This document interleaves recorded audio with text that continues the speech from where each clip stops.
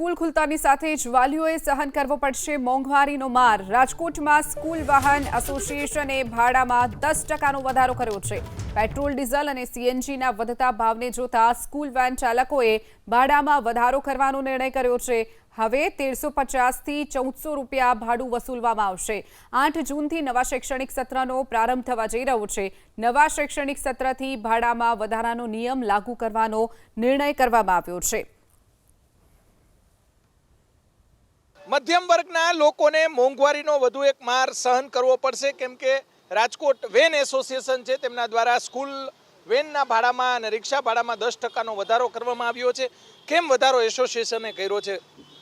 એમાં એવું છે કે આજની પરિસ્થિતિ જાણો છો સાહેબ, આ યુદ્ધના માહોલમાં દિવસે ને દિવસે પેટ્રોલ, ડીઝલ અને સીએનજી ગેસમાં કૂદકે ને ભૂસકે ભાવ વધારો થઈ રહ્યો છે।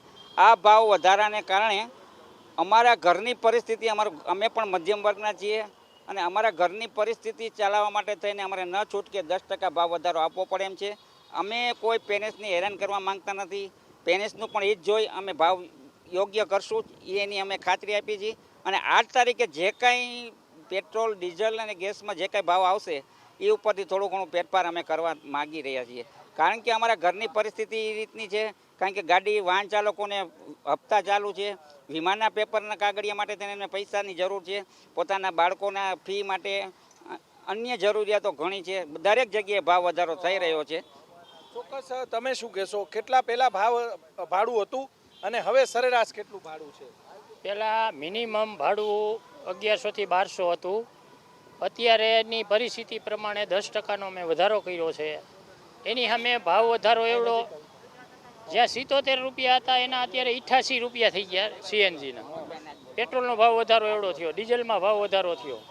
એના અનુસંધાને 10%ની ગણતરી અમે કરેલી છે કે 10% વધારવો, બરાબર। હવે અત્યારની પરિસ્થિતિ એવી છે કે નો પેરેન્ટ્સને માર પડે, નો અમને માર પડે। અત્યારે ઇન્સ્યોરન્સ ભરવાના પૈસા અમારા ગામ પાસેથી ગોતીને ભરવા પડશે ખુલશે એટલે। બધાની પરિસ્થિતિ એવી છે એટલે 10%ની ગણતરી અમે હાલ્યા છે।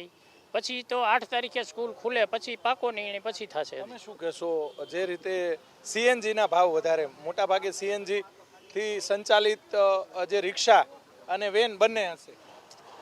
સાહેબ, અત્યારે ફક્ત સીએનજી, ગેસ, પેટ્રોલના જ ભાવ નથી વધ્યા, આજે જીવન જરૂરી વસ્તુઓના પણ ભાવ વધ્યા છે। જ્યારે ગાડીઓની અંદર મેન્ટેનન્સનો ખર્ચ વધી ગયો છે, પ્લસ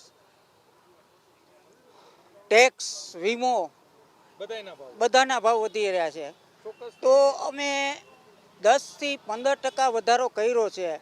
એટલે મિનિમમ સમજો સાહેબ કે આજે 1200 થી 1500 રૂપિયા અમે લેતા હોય છે, તો 10% એટલે માસિક 120, 1200 રૂપિયા ગણો તો 120 રૂપિયા, 120 થાય અને 1500 ગણીએ તો 150 રૂપિયા થાય। 150 તો આજે 5 રૂપિયા થયા, મહિનાના 5 રૂપિયા થયા કે 5 તરીને 15, માસિક 5 રૂપિયાનો જ વધારો થયો।